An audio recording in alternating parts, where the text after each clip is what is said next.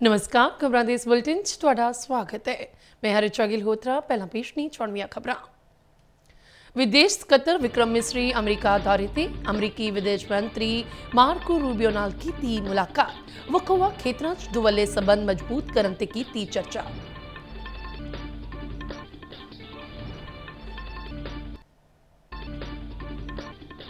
ग्यारह अप्रैल ਨੂੰ पंजाब कैबिनेट ਦੀ अहम मीटिंग विशेष इजलास ਤੋਂ ਪਹਿਲਾਂ बुलाई बैठक। बेअदबी बिल ते हो सकती है चर्चा।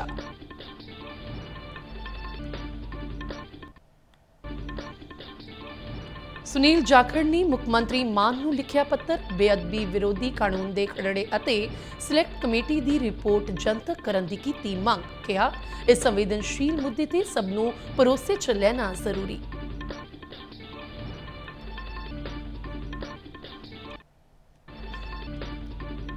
राजपाल कटारिया ने सरकारी महिंद्रा कॉलेज पटियाला के 150वें स्थापना दिवस समारोह च की शिरकत। कॉलेज वालों सिक्ख्या के खेतर च पाए गए योगदान की की शलाघा। कहा यह कॉलेज ज्ञान चरित्र ते परंपरा का शक्तिशाली प्रतीक।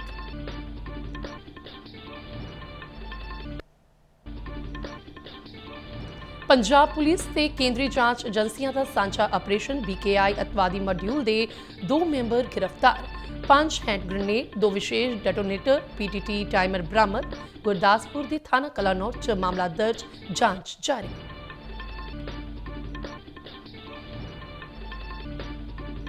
भारतीय फौज वालों ताकत का शानदार प्रदर्शन। पोखरन फायरिंग रेंज ब्रह्मास्त्र लाइव फायरिंग का किया अभ्यास। हेलफायर मिसाइलां, रॉकेटां ते चेन गन नाल लाई सटीक निशाने।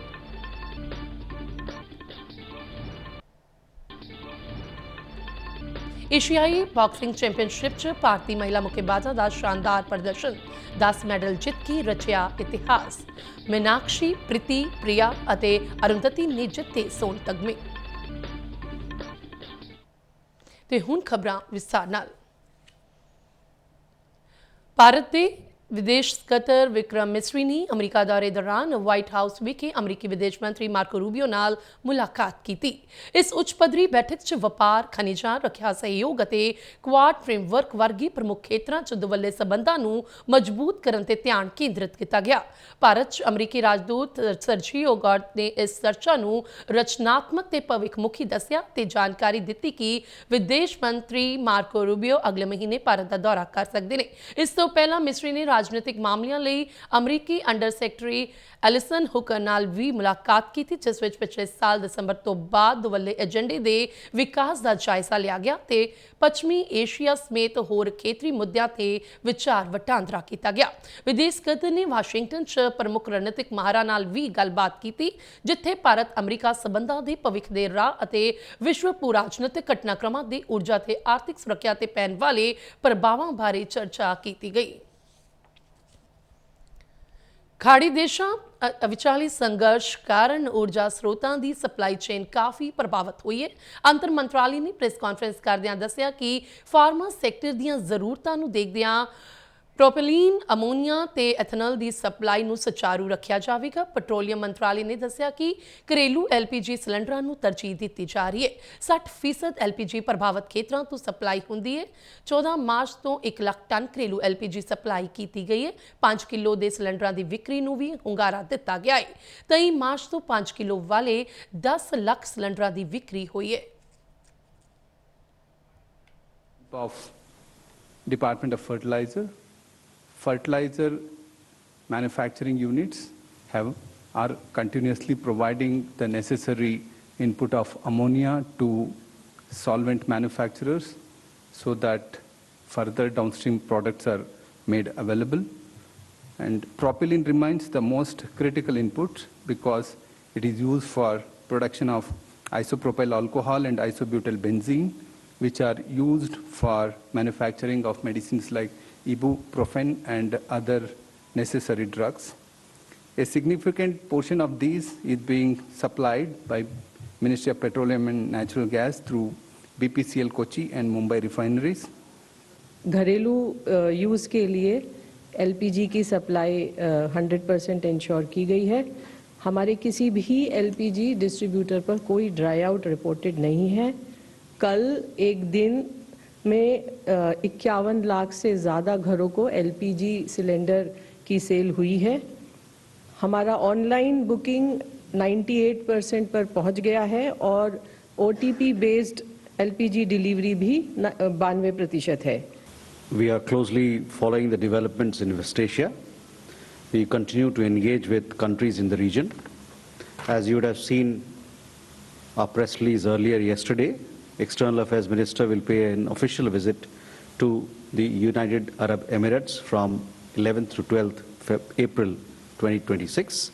During the visit, he will meet the leadership of the UAE to review close cooperation and deepen the comprehensive strategic partnership between the two countries. ਮੁੱਖ ਮੰਤਰੀ ਭਗਵੰਤ ਮਾਨ ਦੀ ਅਗਵਾਈ ਹੇਠ ਬਲਕਿ ਪੰਜਾਬ ਕੈਬਨਿਟ ਦੀ ਇੱਕ ਅਹਿਮ ਮੀਟਿੰਗ ਬੁਲਾਈ ਗਈ ਹੈ। ਇਹ ਬੈਠਕ ਵਿਧਾਨ ਸਭਾ ਦੀ ਆਗਾਮੀ ਵਿਸ਼ੇਸ਼ ਇਜਲਾਸ ਤੋਂ ਠੀਕ ਪਹਿਲਾਂ ਹੋ ਰਹੀ ਹੈ। ਇਸ ਮੀਟਿੰਗ ਦਾ ਮੁੱਖ ਏਜੰਡਾ ਬੇਅਦਬੀ ਬਿੱਲ ਹੋ ਸਕਦਾ ਹੈ। ਉਮੀਦ ਜਤਾਈ ਜਾ ਰਹੀ ਹੈ ਕਿ ਸਰਕਾਰ ਇਸ ਸੰਵੇਦਨਸ਼ੀਲ ਮੁੱਦੇ ਤੇ ਸਖਤ ਕਾਨੂੰਨੀ ਕਾਰਵਾਈ ਲਈ ਬਿੱਲ ਵਿੱਚ ਅਹਿਮ ਸੋਧਾਂ ਜਾਂ ਨਵੇਂ ਪ੍ਰਸਤਾਵਾਂ ਤੇ ਚਰਚਾ ਕਰਕੇ ਇਸ ਨੂੰ ਹਰੀ ਝੰਡੀ ਦੇ ਸਕਦੀ ਹੈ। ਪੰਜਾਬ ਭਾਜਪਾ ਦੀ ਸੂਬਾ ਪ੍ਰਧਾਨ ਸੁਨੀਲ ਜਾਖੜ ਨੇ ਮੁੱਖ ਮੰਤਰੀ ਭਗਵੰਤ ਮਾਨ ਨੂੰ ਇੱਕ ਪੱਤਰ ਲਿਖ ਕੇ ਪਵਿੱਤਰ ਧਾਰਮਿਕ ਗ੍ਰੰਥਾਂ ਅਤੇ ਸਤਿਕਾਰਤ ਮੂਰਤੀਆਂ ਦੀ ਬੇਅਦਬੀ ਸੰਬੰਧੀ ਪ੍ਰਸਤਾਵਿਤ ਨਵੇਂ ਕਾਨੂੰਨ ਦੇ ਖਰੜੇ ਅਤੇ ਸਿਲੈਕਟ ਕਮੇਟੀ ਦੀ ਰਿਪੋਰਟ ਦੀ ਕਾਪੀ ਮੰਗੀ ਹੈ। ਜਾਖੜ ਨੇ ਕਿਹਾ ਹੈ ਕਿ 13 ਅਪ੍ਰੈਲ ਨੂੰ ਵਿਧਾਨ ਸਭਾ ਦੇ ਵਿਸ਼ੇਸ਼ ਇਜਲਾਸ ਵਿੱਚ ਲਿਆਂਦੇ ਜਾਣ ਵਾਲੇ ਇਸ ਬਿੱਲ ਬਾਰੇ ਪਾਰਦਰਸ਼ਤਾ ਅਪਣਾਉਣੀ ਬੇहद ਜ਼ਰੂਰੀ ਹੈ। ਉਨ੍ਹਾਂ ਅਪੀਲ ਕੀਤੀ ਕਿ ਇਸ ਅਤੇ ਸੰਵੇਦਨਸ਼ੀਲ ਵਿਸ਼ੇ ਤੇ ਕੋਈ ਵੀ ਫੈਸਲਾ ਲੈਣ ਤੋਂ ਪਹਿਲਾਂ ਜਨਤਾ, ਸਾਰੀਆਂ ਸਿਆਸੀ ਪਾਰਟੀਆਂ ਅਤੇ ਧਾਰਮਿਕ ਜਥੇਬੰਦੀਆਂ ਨੂੰ ਭਰੋਸੇ 'ਚ ਲਿਆ ਜਾਵੇ ਤਾਂ ਜੋ ਇੱਕ ਮਜ਼ਬੂਤ ਅਤੇ ਸੰਵਿਧਾਨਕ ਕਾਨੂੰਨ ਬਣਾਇਆ ਜਾ ਸਕੇ। ਪੱਤਰ 'ਚ ਜਾਖੜ ਨੇ ਸਵਾਲ ਚੁੱਕਿਆ ਕਿ ਜੁਲਾਈ 2025 'ਚ ਬਣਾਈ ਗਈ 15 ਮੈਂਬਰੀ ਸਿਲੈਕਟ ਕਮੇਟੀ ਦੀ ਮਿਆਦ ਖਤਮ ਹੋਣ ਦੇ ਬਾਵਜੂਦ ਰਿਪੋਰਟ ਹਾਲੇ ਤੱਕ ਜਨਤਕ ਕਿਉਂ ਨਹੀਂ ਕੀਤੀ ਗਈ। ਉਹਨਾਂ ਜ਼ੋਰ ਦੇ ਕੇ ਕਿਹਾ ਕਿ ਪਵਿੱਤਰ ਗ੍ਰੰਥਾਂ ਸ਼੍ਰੀ ਗੁਰੂ ਗ੍ਰੰਥ ਸਾਹਿਬ, ਭਗਵਦ ਗੀਤਾ, ਰਾਮਾਇਣ, ਕੁਰਾਨ ਤੇ ਬਾਈਬਲ ਦੀ ਬੇਅਦਬੀ ਦੇ ਮਾਮਲੇ ਸਿਰਫ ਕਾਨੂੰਨੀ ਨਹੀਂ ਸਗੋਂ ਸਮਾਜਿਕ ਸਾਂਝ ਤੇ ਧਾਰਮਿਕ ਆਸਥਾ ਨਾਲ ਜੁੜੇ ਹੋਏ ਨੇ। ਭਾਜਪਾ ਪ੍ਰਧਾਨ ਨੇ ਕਿਹਾ ਕਿ ਵਿਧਾਇਕਾਂ ਨੂੰ ਪੂਰੀ ਜਾਣਕਾਰੀ ਦੇ ਆਧਾਰ ਤੇ ਹੀ ਆਪਣੀ ਸੰਵਿਧਾਨਕ ਭੂਮਿਕਾ ਨਿਭਾਉਣ ਦਾ ਮੌਕਾ ਮਿਲਣਾ ਚਾਹੀਦਾ ਹੈ ਤੇ ਸਰਕਾਰ ਨੂੰ ਇਸ ਮਾਮਲੇ 'ਚ ਗੁਪਤ ਰਣਨੀਤੀ ਦੀ ਬਜਾਏ ਲੋਕ ਰਾਏ ਨੂੰ ਤਰਜੀਹ ਦੇਣੀ ਚਾਹੀਦੀ ਹੈ। ਪੰਜਾਬ ਦੇ ਰਾਜਪਾਲ ਗੁਲਾਬ ਚੰਦ ਕਟਾਰੀਆ ਨੇ ਪਟਿਆਲਾ ਦੀ ਸਰਕਾਰੀ ਮਹਿੰਦਰਾ ਕਾਲਜ ਦੇ 150ਵੀਂ ਸਥਾਪਨਾ ਦਿਵਸ ਸਫਰੇ ਫਖਰ ਦੇ ਸਮਾਪਤੀ ਸਮਾਰੋਹ ਵਿੱਚ ਮੁੱਖ ਮਹਿਮਾਨ ਵਜੋਂ ਸ਼ਿਰਕਤ ਕੀਤੀ। ਸੋਸ਼ਲ ਮੀਡੀਆ ਰਾਹੀਂ ਜਾਣਕਾਰੀ ਸਾਂਝੀ ਕਰਦਿਆਂ ਰਾਜਪਾਲ ਨੇ ਕਾਲਜ ਦੀ ਸ਼ਾਨਦਾਰ ਵਿਰਾਸਤ ਨੂੰ ਨਮਨ ਕੀਤਾ ਅਤੇ ਕਿਹਾ ਕਿ ਇਹ ਸੰਸਥਾ ਸਿਰਫ ਸਿੱਖਿਆ ਦਾ ਕੇਂਦਰ ਹੀ ਨਹੀਂ ਸਗੋਂ ਗਿਆਨ, ਚਰਿੱਤਰ ਅਤੇ ਪਰੰਪਰਾ ਦਾ ਇੱਕ ਸ਼ਕਤੀਸ਼ਾਲੀ ਪ੍ਰਤੀਕ ਹੈ। ਉਹਨਾਂ ਨੇ ਕਾਲਜ ਵੱਲੋਂ ਪਿਛਲੇ 1.5 ਸਦੀ ਤੋਂ ਸਿੱਖਿਆ ਦੇ ਖੇਤਰ 'ਚ ਪਾਏ ਗਏ ਵੱਡਮੁੱਲੇ ਯੋਗਦਾਨ ਦੀ ਸ਼ਲਾਘਾ ਕੀਤੀ। ਸਮਾਰੋਹ ਦੌਰਾਨ ਰਾਜਪਾਲ ਨੇ ਨੌਜਵਾਨਾਂ ਨੂੰ ਵਿਸ਼ੇਸ਼ ਸੁਨੇਹਾ ਦਿੰਦਿਆਂ ਸੱਦਾ ਦਿੱਤਾ ਕਿ ਉਹ ਆਪਣੀ ਸਿੱਖਿਆ ਦਾ ਲਾਭ ਸਮਾਜ ਦੇ ਕਲਿਆਣ ਅਤੇ ਰਾਸ਼ਟਰ ਨਿਰਮਾਣ ਲਈ ਕਰਨ। ਉਹਨਾਂ ਜ਼ੋਰ ਦਿੱਤਾ ਕਿ ਅਸਲੀ ਸਿੱਖਿਆ ਉਹੀ ਹੈ ਜੋ ਮਨੁੱਖ ਨੂੰ ਸਮਾਜ ਪ੍ਰਤੀ ਜ਼ਿੰਮੇਵਾਰ ਬਣਾਏ। ਇਸ ਇਤਿਹਾਸਕ ਮੌਕੇ ਤੇ ਕਾਲਜ ਦੀਆਂ ਪ੍ਰਾਪਤੀਆਂ ਨੂੰ ਯਾਦ ਕਰਦਿਆਂ ਉਹਨਾਂ ਨੇ ਉਮੀਦ ਜਤਾਈ ਕਿ ਇਹ ਸੰਸਥਾ ਭਵਿੱਖ ਵਿੱਚ ਵੀ ਦੇਸ਼ ਨੂੰ ਹੋਣਹਾਰ ਨਾਗਰਿਕ ਪ੍ਰਦਾਨ ਕਰਦੀ ਰਹੇਗੀ।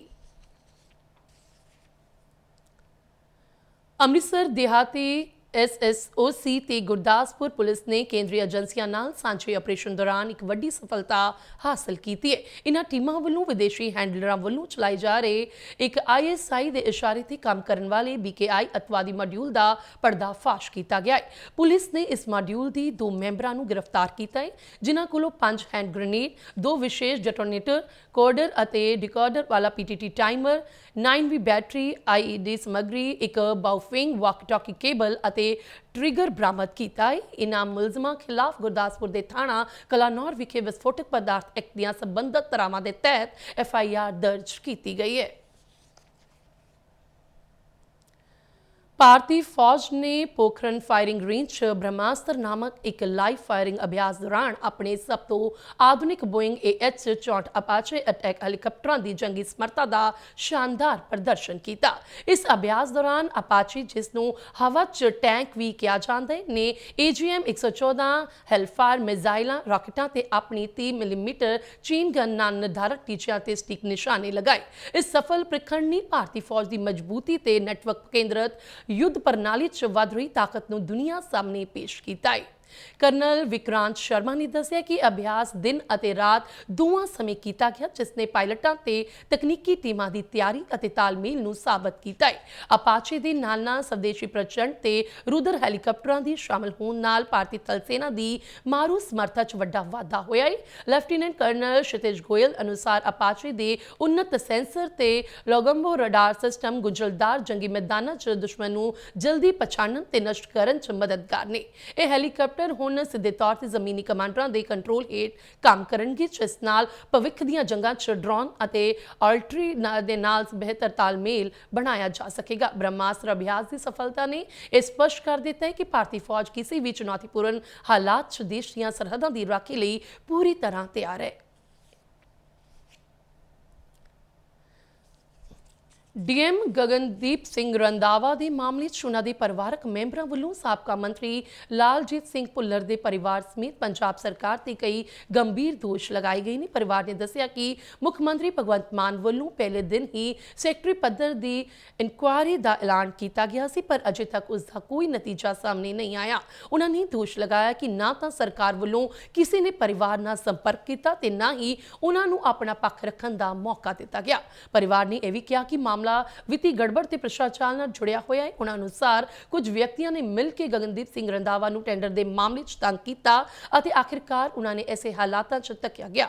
ਇਸ ਮਾਮਲੇ 'ਚ ਈਡੀ ਦੀ ਜਾਂਚ ਦੀ ਵੀ ਮੰਗ ਕੀਤੀ ਗਈ ਹੈ ਤਾਂ ਜੋ ਪੈਸੇ ਦੇ ਲੈਣ ਦੇਣ ਸੰਬੰਧੀ ਅਤੇ ਜਾਇਦਾਦ ਦੀ ਜਾਂਚ ਹੋ ਸਕੇ। ਪਰਿਵਾਰ ਨੇ ਦੱਸਿਆ ਕਿ ਹਾਲੇ ਤੱਕ ਸਿਰਫ ਇੱਕ ਹੀ ਵਿਅਕਤੀ ਦੀ ਗ੍ਰਿਫਤਾਰੀ ਹੋਈ ਹੈ, ਜਦਕਿ ਬਾਕੀ ਦੋਸ਼ੀ ਅਜੇ ਵੀ ਖੁੱਲੇ ਘੁੰਮ ਰਹੇ ਨੇ। ਪਰਿਵਾਰ ਨੇ ਕੇਂਦਰ ਸਰਕਾਰ ਨੂੰ ਅਪੀਲ ਕੀਤੀ ਹੈ ਕਿ ਇਸ ਮਾਮਲੇ 'ਚ ਸੀਬੀਆਈ ਜਾਂਚ ਕਰਵਾਈ ਜਾਏ ਤੇ ਸਾਰੇ ਦੋਸ਼ੀਆਂ ਨੂੰ ਸਜ਼ਾ ਦਿੱਤੀ ਜਾਵੇ। ਉਹਨਾਂ ਨੇ ਕਿਹਾ ਕਿ ਜੇ ਇਨਸਾਫ ਨਾ ਮਿਲਿਆ ਤਾਂ ਉਹ ਸੜਕਾਂ ਤੇ ਉਤਰ ਕੇ ਧਰਨਾ ਦੇਣਗੇ ਤੇ ਜਨਤਾ ਤੋਂ ਵੀ ਸਾਥ ਦੀ ਅਪੀਲ ਕਰਨਗੇ। ਐਮ ਵੱਲੋਂ ਸਾਨੂੰ ਹਲੇ ਤੱਕ ਕੋਈ ਵੀ ਅਪਰੋਚ ਨਹੀਂ ਕੀਤੀ ਗਈ, ਜਦਕਿ ਉਹਨਾਂ ਨੇ ਉਸੇ ਦਿਨ ਹੀ ਕਹਿ ਦਿੱਤਾ ਸੀਗਾ ਕਿ ਅਸੀਂ ਜਿਹੜੀ ਆ ਚੀਫ ਸੈਕਟਰੀ ਦੀ ਇਨਕੁਆਇਰੀ ਜਿਹੜੀ ਮਾਰਕ ਕੀਤੀ ਹੈ। ਇਸੇ ਲਈ ਕਿਉਂਕਿ ਪੰਜਾਬ ਸਰਕਾਰ ਦਾ ਜੋ ਵੀ ਹੈਗਾ ਉਹ ਮੇਰੇ ਸਾਹਮਣੇ ਹੈ, ਕੁਛ ਵੀ ਇਹਨਾਂ ਦੀ ਵਧੀਆ ਨਹੀਂ ਇਹਨਾਂ ਦੀ ਕਾਰਗੁਜ਼ਾਰੀ ਕੀਤੀ। ਇਸ ਲਈ ਮੈਂ ਕਿਹਾ ਕਿ ਸੀਬੀਆਈ ਇਨਕੁਆਇਰੀ ਕੀਤੀ ਜਾਵੇ। ਉਸ ਤੋਂ ਬਾਅਦ ਜਿਹੜੀ ਸੀਬੀਆਈ ਇਨਕੁਆਇਰੀ ਸੀ ਅਮਿਤ ਸ਼ਾਹ ਜੀ ਨੇ ਮਾਰਕ ਕੀਤੀ ਤੇ ਉਹਦੇ ਵਿੱਚ ਬਹੁਤ ਸਾਰੇ ਐਮਪੀਜ਼ ਨੂੰ ਕਿਹਾ ਸੀਗਾ ਕਿ ਤੁਸੀਂ ਸਾਈਨ ਕਰ ਦਿਓ, ਪਰ ਸਿਰਫ 3 ਜਾਂ 4 ਨੇ ਹੀ ਕੀਤੀ, ਬਾਕੀਆਂ ਨੇ ਹਲੇ ਤੱਕ ਨਹੀਂ ਕੀਤੀ। ਜੇ ਸੀਐਮ ਭਗਵੰਤ ਮਾਨ ਨੂੰ ਲੱਗਦਾ ਆ ਕਿ ਇਹ ਜਿਹੜੀ ਬਿਲਕੁਲ ਫੇਅਰ ਆ ਸਾਰਾ ਕੁਝ, ਸਾਡਾ ਮੰਤਰੀ ਬੇਕਸੂਰ ਆ, ਤੇ ਉਹਨਾਂ ਨੂੰ ਮਾਰਕ ਕਰਨੀ ਚਾਹੀਦੀ ਸੀਗੀ ਇਹ ਸੀਬੀਆਈ ਇਨਕੁਆਇਰੀ। ਅੰਮ੍ਰਿਤਸਰ ਪੁਲਿਸ ਨੇ ਯੁੱਧ ਨਸ਼ਿਆਂ ਵਿਰੁੱਧ ਮੁਹਿੰਮ ਤਹਿਤ ਰਾਜਾ ਨਾਂ ਦੇ ਇੱਕ ਨਸ਼ਾ ਤਸਕਰ ਖਿਲਾਫ ਕਾਰਵਾਈ ਕਰਦਿਆਂ ਉਸ ਦੇ ਘਰ ਨੂੰ ਬੁਲਡੋਜ਼ਰ ਜ਼ਰੀਏ ਢੇਰੀ ਕੀਤਾ। ਪੁਲਿਸ ਕਮਿਸ਼ਨਰ ਗੁਰਪ੍ਰੀਤ ਸਿੰਘ ਭੁੱਲਰ ਨੇ ਕਿਹਾ ਕਿ ਇਸ ਕਾਰਵਾਈ ਯੁੱਧ ਨਸ਼ਿਆਂ ਵਿਰੁੱਧ ਮੁਹਿੰਮ ਤਹਿਤ ਕੀਤੀ ਗਈ ਹੈ। ਉਹਨਾਂ ਦੱਸਿਆ ਕਿ ਇਸ ਨਸ਼ਾ ਤਸਕਰ ਦੇ ਖਿਲਾਫ ਪਹਿਲਾਂ ਵੀ ਕਈ ਮਾਮਲੇ ਦਰਜ ਨੇ। ਸੀਪੀ ਭੁੱਲਰ ਨੇ ਵੇਰਵੇ ਸਾਂਝੇ ਕਰਦਿਆਂ ਕਿਹਾ ਕਿ ਹੁਣ ਤੱਕ 900 ਨਸ਼ਾ ਤਸਕਰਾਂ ਨੂੰ ਗ੍ਰਿਫਤਾਰ ਕੀਤਾ ਜਾ ਚੁੱਕਾ ਹੈ। ਉਹਨਾਂ ਦੱਸਿਆ ਕਿ ਨਸ਼ਾ ਵਿਰੋਧੀ ਕੈਂਪੇਨ ਤਹਿਤ ਪੁਲਿਸ ਨੇ ਕਾਫੀ ਰਿਕਵਰੀ ਕੀਤੀ ਹੈ ਤੇ ਕਈ ਮੁਲਜ਼ਮਾਂ ਖਿਲਾਫ ਐਨਡੀਪੀਐਸ ਤਹਿਤ ਮਾਮਲੇ ਦਰਜ ਕੀਤੇ ਗਏ ਨੇ। ਇਸੇ ਦੌਰਾਨ ਪੁਲਿਸ ਨੇ ਭਾਰੀ ਮਾਤਰਾ 'ਚ ਨਸ਼ੇ ਦੀ ਖੇਪ ਅਤੇ ਕਈ ਵਾਹਨ ਵੀ ਜ਼ਬਤ ਕੀਤੇ ਨੇ। ਰਮਨਦੀਪ ਰਾਜਾ ਜਿਹਦਾ ਕਿ ਘਰ ਇਲੀਗਲ ਡਿਕਲੇਅਰ ਕੀਤਾ ਗਿਆ ਹੈ, ਉਹਦੀ ਡੈਮੋਲੀਸ਼ਨ ਤੇ ਖੜੇ ਆ। ਪੁਲਿਸ ਹੈਲਪ ਸਾਡੇ ਤੋਂ ਮੰਗੀ ਗਈ ਸੀ, ਅਸੀਂ ਉੱਥੇ ਆਪ ਆ ਕੇ ਮੁਹੱਈਆ ਕੀਤੀ ਹੈ। ਇਹ ਜਿਹੜਾ ਰਮਨਦੀਪ ਰਾਜਾ ਹੈ ਇਹਦੇ ਖਿਲਾਫ 6 ਐਫਆਈਆਰ ਦਰਜ ਨੇ। 2018 'ਚ ਪਹਿਲਾਂ ਐਫਆਈਆਰ ਹੋਈ, 19 'ਚ ਹੋਈ, ਫਿਰ ਉਸ ਤੋਂ ਬਾਅਦ ਜਿਹੜੀ ਹੈ 21 'ਚ ਹੋਈ, 25 'ਚ ਹੋਈ, 2 ਐਫਆਈਆਰਾਂ 25 ਦੀਆਂ। ਪ੍ਰੀਵੈਂਟਿਵ ਐਕਸ਼ਨ ਵੀ ਇਹਦੇ ਤੇ ਕੀਤਾ ਗਿਆ ਰਿਪੀਟ offenses ਵਾਸਤੇ। ਸੋ ਹੈਬਿਚੁਅਲ ਇਹਨੂੰ ਆਪਾਂ ਡਰੱਗ ਪੈਡਲਰ ਕਹਿ ਸਕਦੇ ਹਾਂ। एशियाई बॉक्सिंग चैंपियनशिप 2026 'ਚ ਭਾਰਤੀ ਮਹਿਲਾ ਬਾਕਸਿੰਗ ਟੀਮ ਨੇ ਸ਼ਾਨਦਾਰ ਪ੍ਰਦਰਸ਼ਨ ਕਰਦੇ ਹੋਏ ਇਤਿਹਾਸ ਦੇ ਪੰਨਿਆਂ 'ਚ ਆਪਣਾ ਨਾਂ ਦਰਜ ਕਰਵਾ ਲਿਆ ਹੈ। ਭਾਰਤੀ ਮਹਿਲਾਵਾਂ ਨੇ ਕੁੱਲ 10 ਮੈਡਲ ਜਿੱਤ ਕੇ ਟੂਰਨਾਮੈਂਟ 'ਚ ਆਪਣਾ ਦਬਦਬਾ ਬਣਾਈ ਰੱਖਿਆ। ਇਸ ਸ਼ਾਨਦਾਰ ਪ੍ਰਦਰਸ਼ਨ ਦੀ ਬਦੌਲਤ ਭਾਰਤ 4 ਸੋਨ ਤਗਮਿਆਂ ਦੇ ਨਾਲ ਮੈਡਲ ਸੂਚੀ 'ਚ ਸਿਖਰਲੇ ਸਥਾਨ ਤੇ ਰਿਹਾ। ਇਸ ਚੈਂਪੀਅਨਸ਼ਿਪ 'ਚ ਮੀਨਾਕਸ਼ੀ, ਪ੍ਰੀਤੀ, ਪ੍ਰਿਆ ਤੇ ਅਰੁੰਧਤੀ ਨੇ ਆਪਣੀ ਤਾਕਤ ਤੇ ਬਿਹਤਰੀਨ ਤਕਨੀਕ ਦਾ ਮੁਜ਼ਾਹਰਾ ਕਰਦਿਆਂ ਸੋਨ ਤਗਮੇ ਆਪਣੇ ਨਾਂ ਕੀਤੇ। ਇਸ ਦੇ ਨਾਲ ਹੀ ਜੈਸਮੀਨ ਤੇ ਅਲੀਫੀਆ ਨੇ ਵੀ ਰਿੰਗ ਵਿੱਚ ਆਪਣੀ ਚਮਕ ਦਿਖਾਈ ਤੇ ਚਾਂਦੀ ਦੇ ਤਗਮੇ ਜਿੱਤ ਕੇ ਦੇਸ਼ ਦਾ ਮਾਣ ਵਧਾਇਆ। ਖਬਰਾਂ ਦੇ ਬੁਲਟਨ ਸਾਡੇ ਦਰਸ਼ਕ ਡੀਡੀ ਨਿਊਜ਼ ਪੰਜਾਬ ਦੇ YouTube channel, Facebook page, Instagram ਤੇ ਸੋਸ਼ਲ ਮੀਡੀਆ X ਤੇ ਵੀ ਦੇਖ ਸਕਦੇ ਨੇ। ਤੇ ਇਸ ਨਾਲ ਹੀ ਖਬਰਾਂ ਦਾ ਬੁਲਟਨ ਖਤਮ ਹੁੰਦਾ ਹੈ। ਇਜਾਜ਼ਤ ਦਿਓ, ਨਮਸਕਾਰ।